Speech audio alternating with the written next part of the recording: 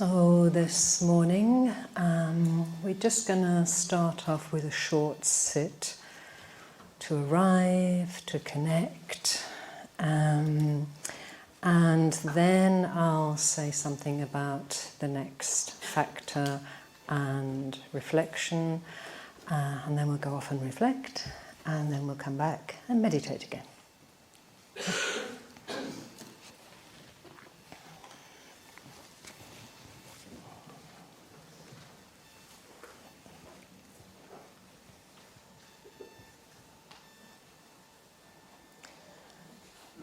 So this will just be 15-20 minutes.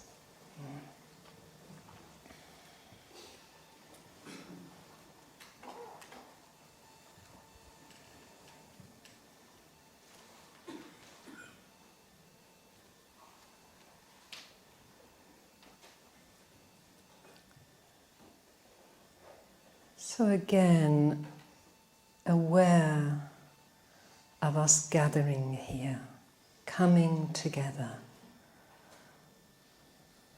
united with a common purpose, sharing our ideals, our values.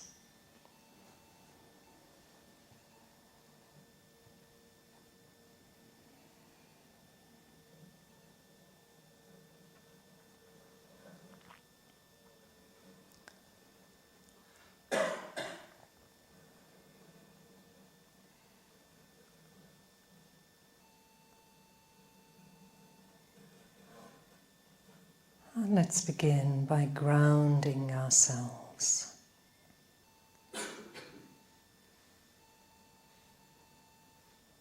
Sensing into the body, connecting with the earth. Arriving again into this new moment in time.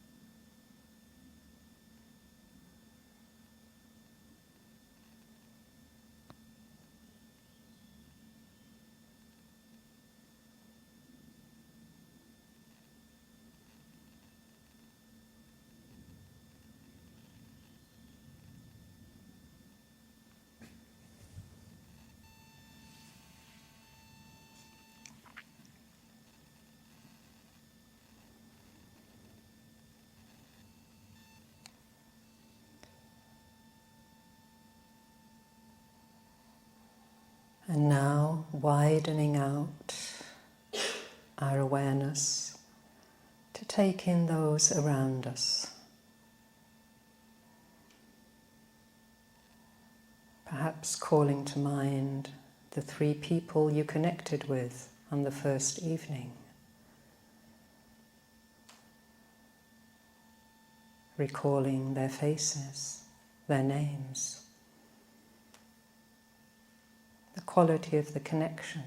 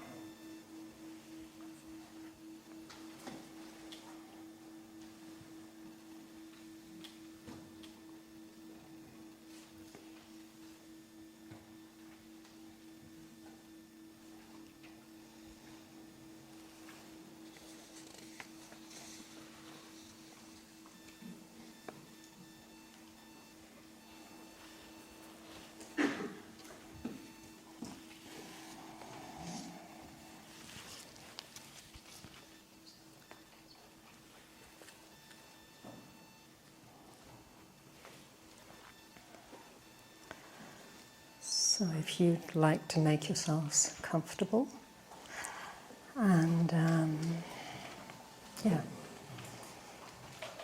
do what you need so you can just listen and be receptive.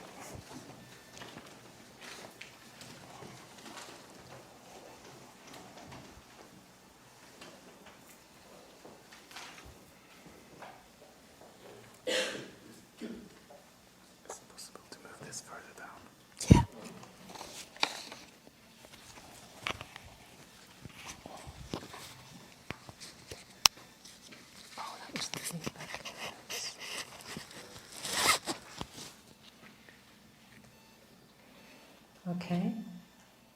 It's gone. Good.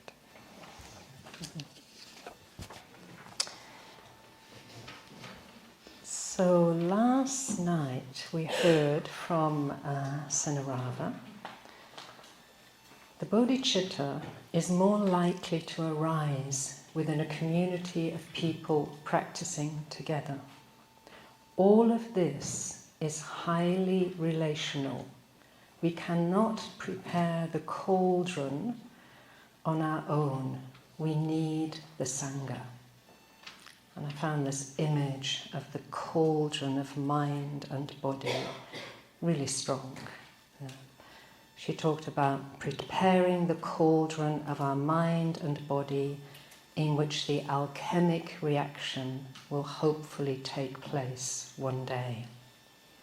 We'll come back to that in a second.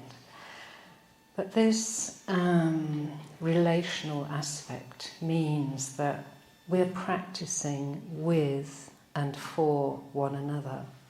We're practicing for the benefit of all sentient beings.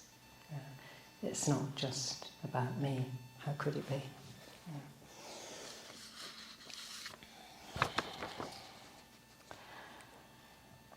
So moving on now, reflecting on the conditions which support the arising of the bodhicitta. In a way, we first need to take the second and the third factors together, which I think are the heart of the matter, where two forces, two trends of experience, generally seen as contradictory, they fuse. I think this is what she was referring to last night. There's this alchemic reaction when this trend to withdrawal. We see the imperfections of samsara. So stop investing, detachment, disenchantment even. And then there is the trend of engaging, of involving ourselves in the world, of caring.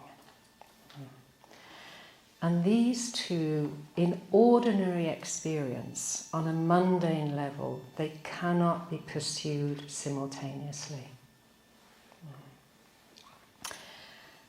And yet both trends are vital. They need to be kept alive. We need to find a way to be with this tension, to practice with this tension. And the withdrawal might be, I need to focus on my own practice for a while. Withdrawal, I want to deepen my meditation practice, I want to do more study. We know this very well. And that's important. But there's also, we are active. We are communicating, we are sharing, and we are supporting one another. We care about bringing the Dharma into the world. So this is a tension.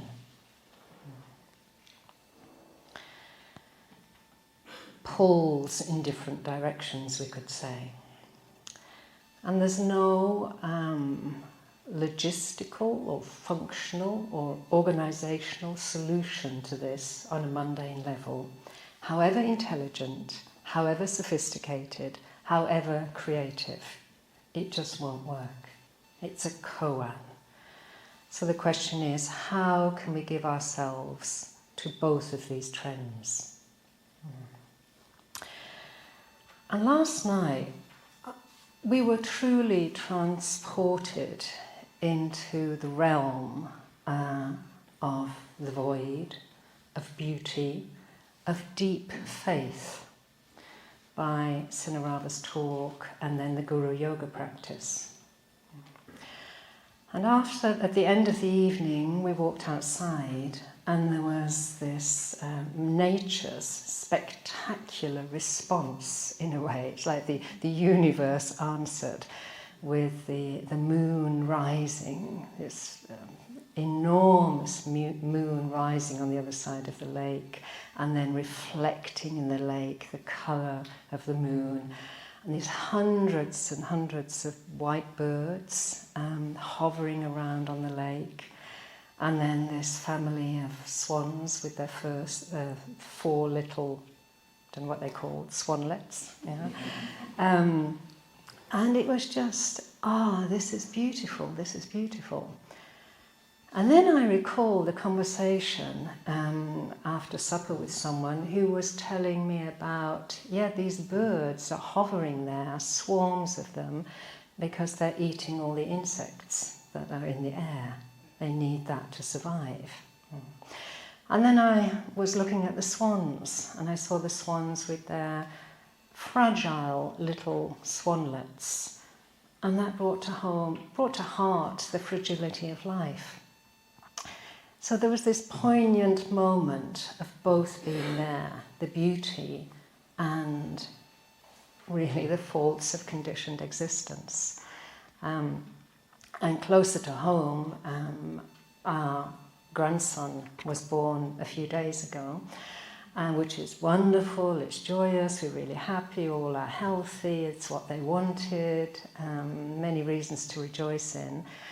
And I saw a photo just last night of this new family, mother, father and their baby. And already there are the signs of weariness, of anxiety for the health of the child, of worry, the pain of attachment. Yeah.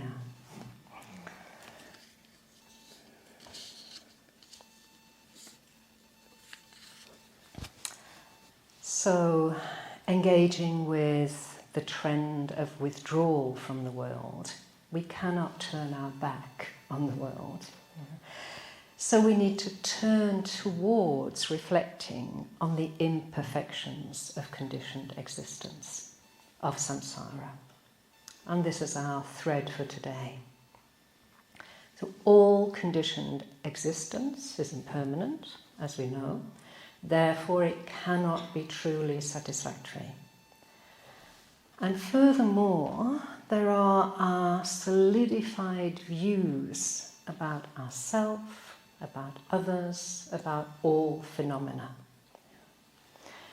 So this is Bhante's comment. We may have had that on the first evening from the Bodhisattva ideal.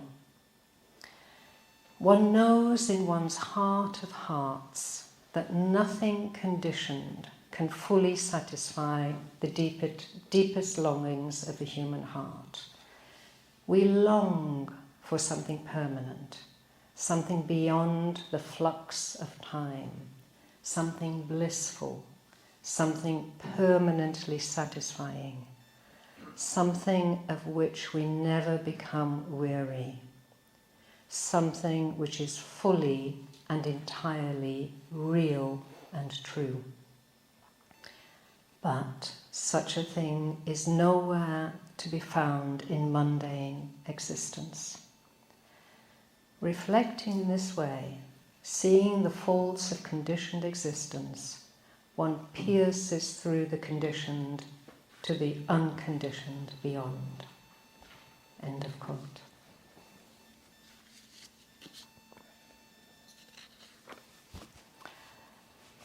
So regarding our practice, with this second factor, we're having to honestly acknowledge the suffering, the bondage, the imprisonment that arise through feeding the illusions of permanence, of identification with and attachment to self, and desiring fulfillment from these two deluded views. These are the illusions we suffer from, we suffer under. So seeing through these illusions, this is not new to us.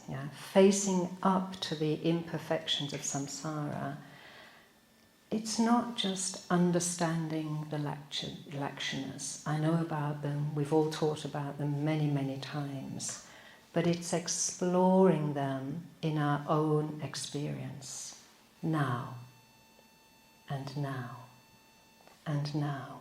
Not tomorrow, not when it interests me, not when I have time. It's now.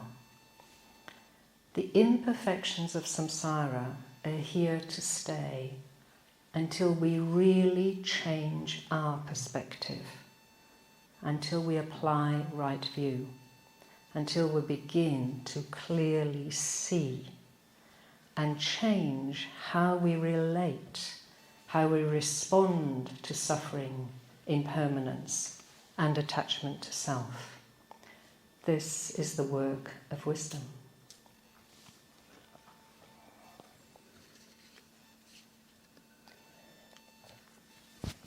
So the two areas for reflection I'd like to suggest, I'm going to tell you these and then I want to say a little bit more about reflection.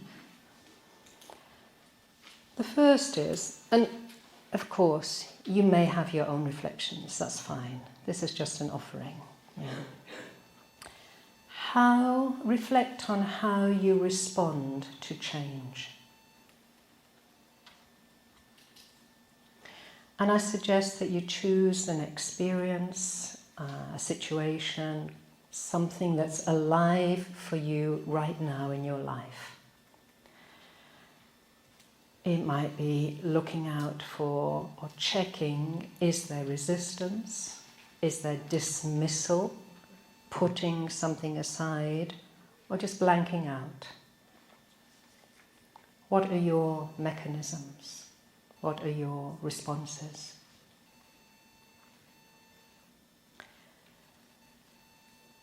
And secondly, reflect on what feeds your sense of self. And this might be in the area of behavior, attitudes, self-views, areas of strong identification. It's really difficult to let go, to move on.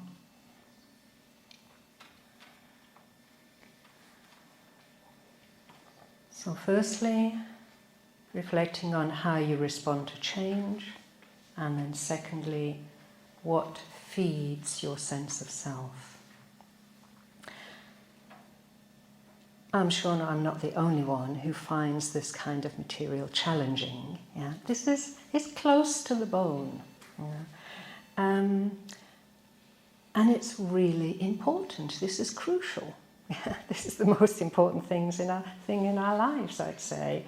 So it is important, and at the same time, it needs to be held lightly.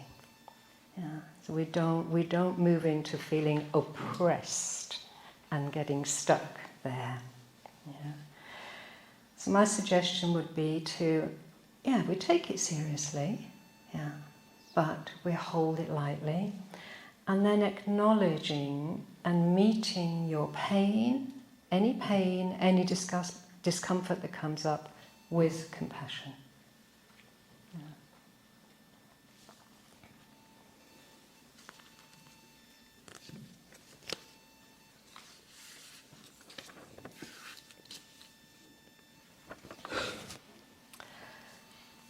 So regarding reflection practice, it's really important that the mind is allowed to relax, that we invite this sense of spaciousness. And then what's really helpful at the beginning of a reflection period for about 15, even 20, 12 is the minimum, I've learned, 15 minutes, yeah, allowing the mind to roam freely, undirected, just letting the mind wander. If you want to know more about this, check in with The Nature of Mind, the last series about different modes of attention and awareness. Yeah. This is mind wandering in a creative sense. So allowing awareness to go where it wants and to make its own connections. We're not trying to be aware or think about anything in particular. We're not trying to think something through. So this is an entry into the space of reflection, I'd say, the kind of mindset that is helpful. Albert Einstein: daydreaming is the mind's only pathway to new ideas. So I've found that this entry into reflection is like opening the door for new understandings or for possibly creative breakthroughs. So the first half of your reflection, first part, could be this just letting the mind wander in a relaxed, creative sense, and then you open the door for your particular reflection. Something to try out. Yeah. Good. Oh, we've got lots of time. This is a good feeling. So it's 11:15 now. Let's come back at 5 to 12. So it'd be good to begin here again at 5 to 12. So we've got space, objective, we've got time.